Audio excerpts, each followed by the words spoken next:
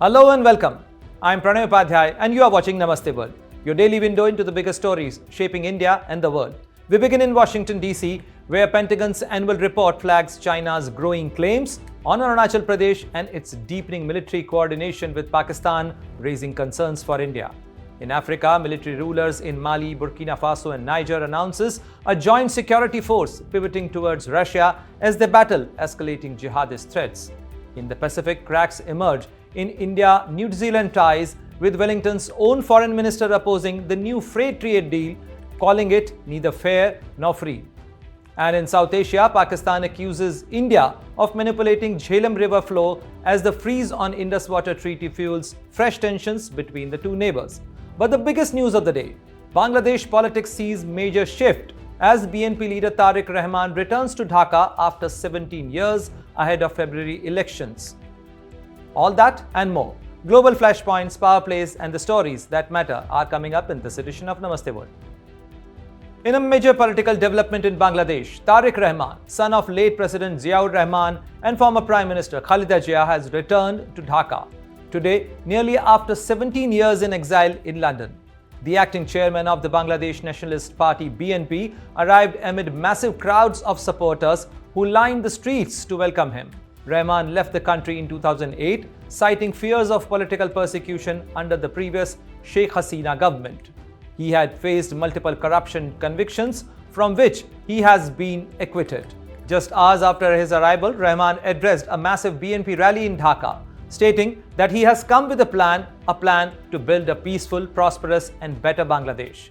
He is set to visit the ailing mother Khaleda Zia, who is receiving treatment in Evercare Hospital in Dhaka. His return comes ahead of the parliamentary elections scheduled for 12th of February 2026, where the BNP is seen as a frontrunner. China says it wants stability with India, but Washington DC is urging New Delhi to look closer. A new Pentagon report flags Beijing's claim on India's Arunachal Pradesh, deeper military coordination with Pakistan and rapid nuclear expansion. So is China easing tensions or preparing for confrontation?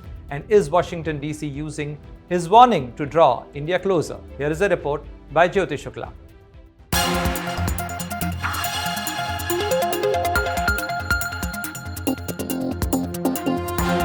China says it wants peace with India, but the Pentagon is sounding an alarm. Behind Beijing's smiles lies a strategy that targets India's land, arms India's enemies, and prepares for a far more dangerous future. This is why the Pentagon's latest report should worry New Delhi.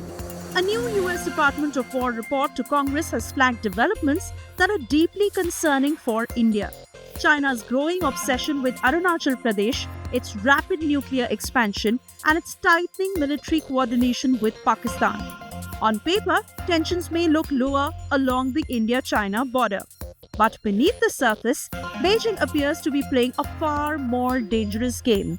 According to the Pentagon, China is deliberately reducing tensions along the line of actual control, not out of goodwill, but to drive a wedge between India and the United States.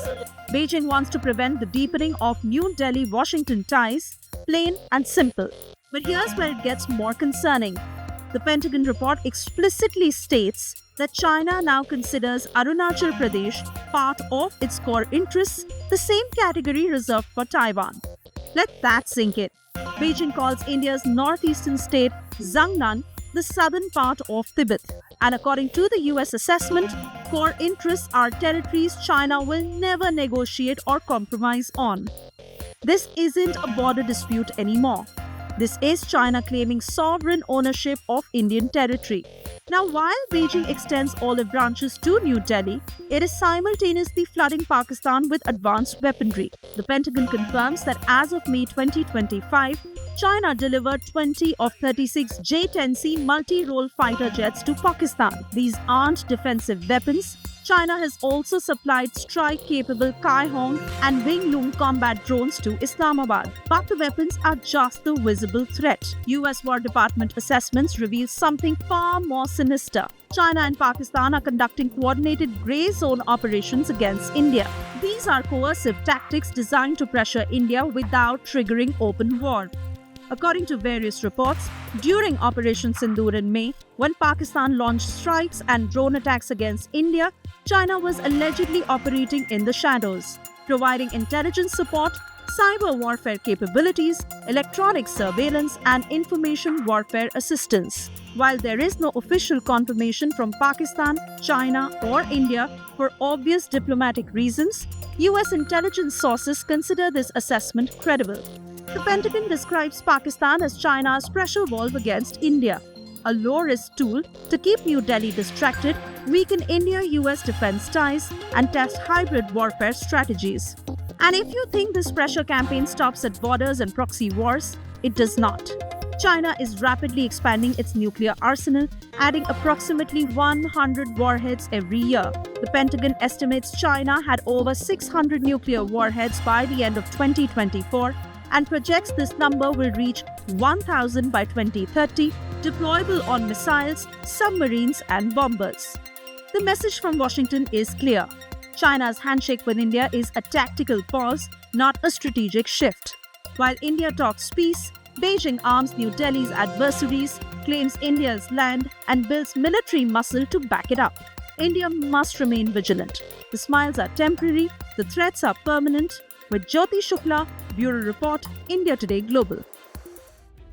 African nations Mali, Burkina Faso, and Niger are taking security into their own hands with a new joint military force and a sharp break from Western allies, turning instead to Russia and other non-Western partners. Can this Sahel alliance actually curb rising jihadist violence? Here is a report by Farhan Khan.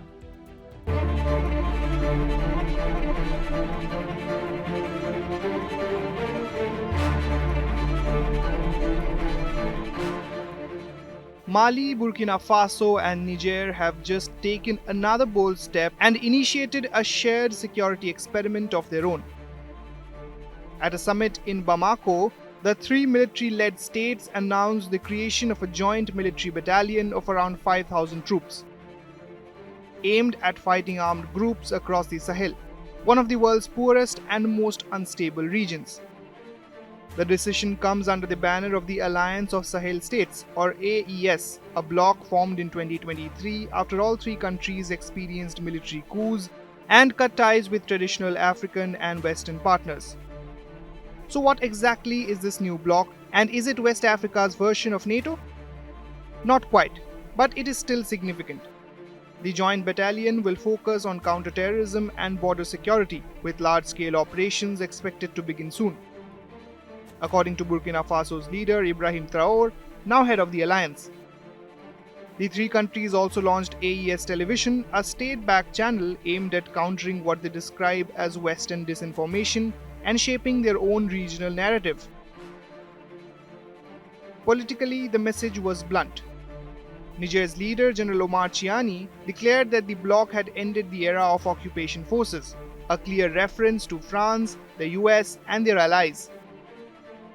Over the past few years, all three states expelled French troops. Niger also forced out nearly 1,000 US soldiers and shut down America's largest drone base in Africa.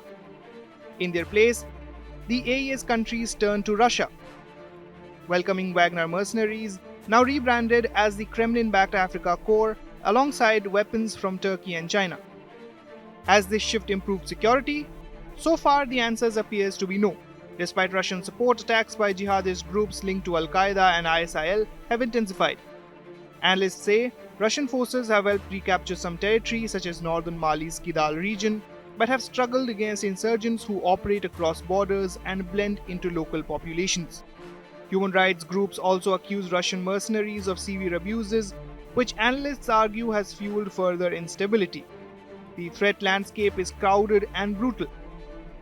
The most powerful actor is JNIM, an Al-Qaeda-linked coalition active across Mali, Burkina Faso and western Niger. Alongside it is ISIL's Sahel affiliate, which has carried out devastating attacks on military bases and villages, especially in the tri-border region. In Mali's north, Tuareg separatists, now regrouped under the Azawad Liberation Front, are also fighting both Malian and Russian forces. Beyond violence, the bloc faces deep economic pressure. Jihadist blockades on major roads have choked trade, driven up prices, and worsened shortages of fuel and basic goods. Diplomatic isolation from ECOWAS and Western donors has added to the strain. So, is the AES a West African NATO? Not really. NATO is a formal collective defense alliance with integrated command structures, shared funding, and decades of institutional depth. The AES is far looser, a political security pact born out of shared isolation, coups, and resentment of Western pressure. But it does signal something important. The AES represents a post-Western security experiment. 3 states betting that sovereignty, alternative partners, and regional cooperation can succeed where Western-backed missions failed. Whether the joint battalion actually delivers security remains uncertain. In the Sahel, this new bloc may help, but without political dialogue, economic relief, and local reconciliation, it is unlikely to be a silver bullet. With Farhan Khan, Bureau Report, India Today Global. India and New Zealand recently sealed a landmark free trade agreement, promising big gains in trade and investment. But even as leaders celebrate, New Zealand's own foreign minister is pushing back, raising concerns over dairy and migration. Does the deal strengthen ties or expose deep political cracks in Wellington? Here is a report by Jyoti Shukla.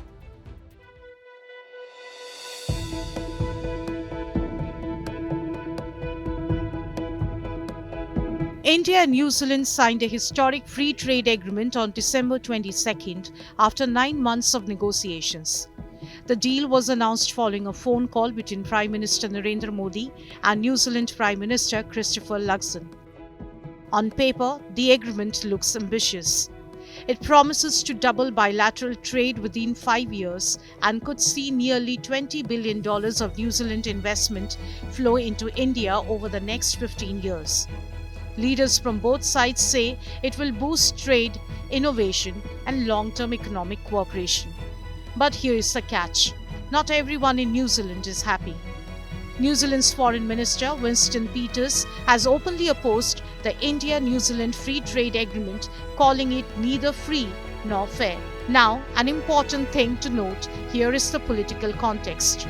Prime Minister Christopher Luxon's National Party leads a 3-party coalition government with the ACT Party and New Zealand First, led by Winston Peters, and despite governing together, they often differ sharply on policy, with this FTA being a key point of disagreement. So why is Peters unhappy? The biggest reason is dairy. Dairy is New Zealand's largest export sector and a major source of income for its rural communities. At the same time, dairy is also a sensitive sector in India, supporting millions of small farmers. To protect domestic livelihoods, India has kept dairy products completely out of the FTA.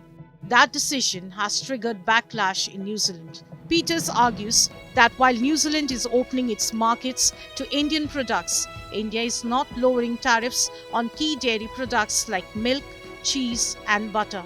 He says this makes the deal unfair for New Zealand farmers and sets a worrying precedent. He also points to immigration-related concessions. According to Peters, New Zealand has offered India greater access to its labour market than even countries like Australia or the UK did under their trade deals. He claims this could increase migration pressure at a time when New Zealand's job market is already tight. In short, while the New Zealand government sees the FTA as a strategic win, Winston Peters believes the country is giving too much away, especially on dairy and migration, without getting enough in return. The disagreement highlights how trade deals, even historic ones, can spark sharp political divisions at home. Jyoti Shukla, Bureau Report, India Today Global. Pakistan is once again accusing India of weaponizing water, alleging sudden fluctuations in Jhelum river flows after New Delhi froze the Indus water treaty. With farmers alarmed and tempers rising between two nuclear neighbors, is this a real water war or political pressure? Here is a report by Tarique Rahman.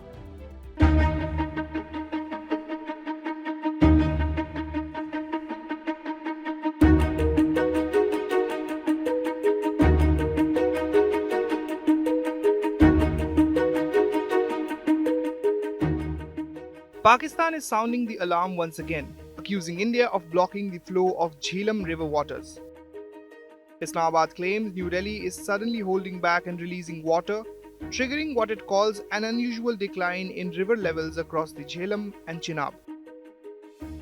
According to Pakistani officials, water flows dropped from over 5,000 cusecs to nearly 3,000, raising fears for agriculture and food security during the crucial Rabi sowing season. The accusations come weeks after India suspended the Indus Waters Treaty following the deadly Pahalgam terror attack in April that killed 26 people. Pakistan has called India's move an act of war. Officials in Islamabad point to satellite images of the Baglihar Dam, claiming reservoirs were drained and refilled, suggesting deliberate control of water flows. They say reduced inflows at Mangla Dam are hurting millions of farmers across Punjab. But here's the key question. Is India really blocking the water? So far, Pakistan has sent letters over Chenab water fluctuations but has not formally escalated the issue. India has not responded yet. Experts say river levels naturally fluctuate due to seasonal changes, snow melt, rainfall, and dam operations, and there is no clear evidence of deliberate water diversion. The Indus Waters Treaty, signed in 1960, gives Pakistan rights over the western rivers Indus, Jhelum, and Chenab, while India controls the eastern rivers Ravi, Beas, and Satluj.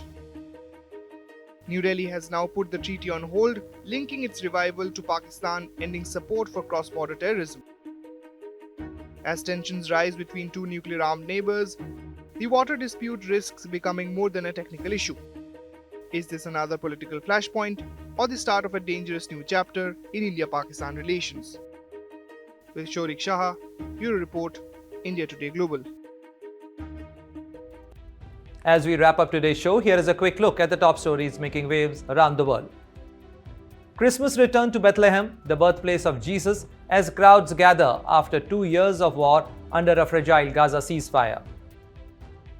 Somalia begins historic direct voting in Mogadishu, ending decades of clan-based elections despite ongoing security fears. North Korea's supreme leader and dictator Kim Jong-un oversees long-range missile tests and review work on nuclear-powered submarine. And that brings us to the end of today's edition of Namaste World. From breakthroughs in technology and business to political developments and natural disasters. Stay tuned as we bring you the latest updates, key developments, and more from New Delhi to New York. See you again tomorrow, same time, right here on Namaste World.